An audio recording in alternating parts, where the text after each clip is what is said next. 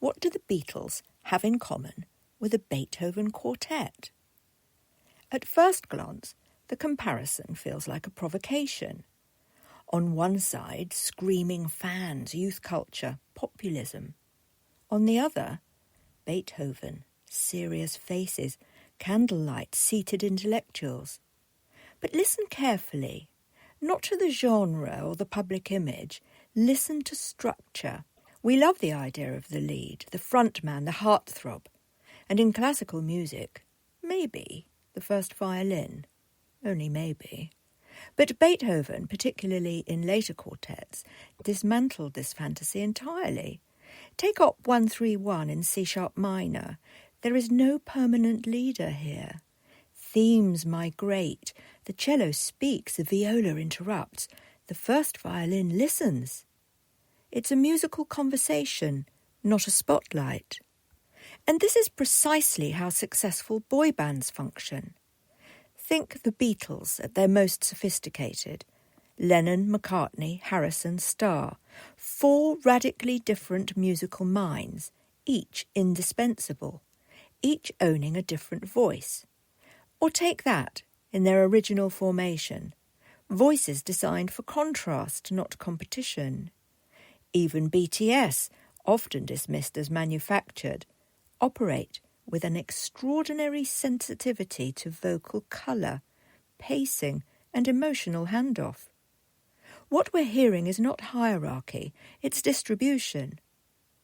Assigned voices, shared authority. Beethoven didn't write 4 soloists fighting for dominance. He wrote roles. In Op. 59, the Razumovsky quartets, the viola is no longer decorative. The cello is not merely harmonic ballast. Each part carries identity. Likewise, in vocal harmony groups, one voice carries the line, another thickens the centre, another stabilises pitch, and another provides rhythmic articulation.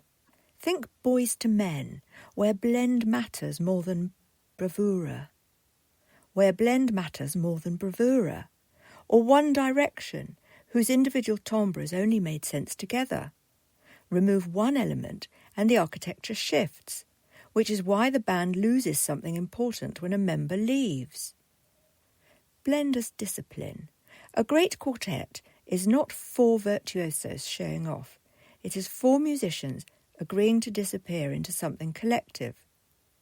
This is why players speak about breathing together, why rehearsals focus on balance rather than volume, why the most powerful moments in Beethoven Op. 132 are often the quietest.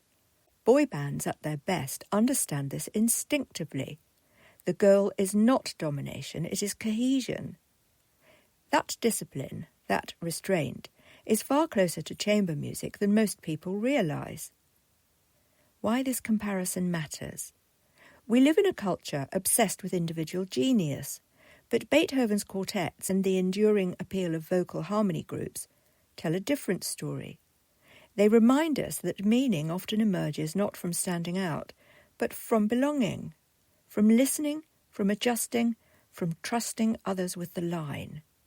Centuries apart, a Beethoven quartet and a boy band offer the same quiet lesson. Group music is never a monologue. It is a shared act of attention. Copyright 2025, Sarnia de la Maré. The Continnuum approach.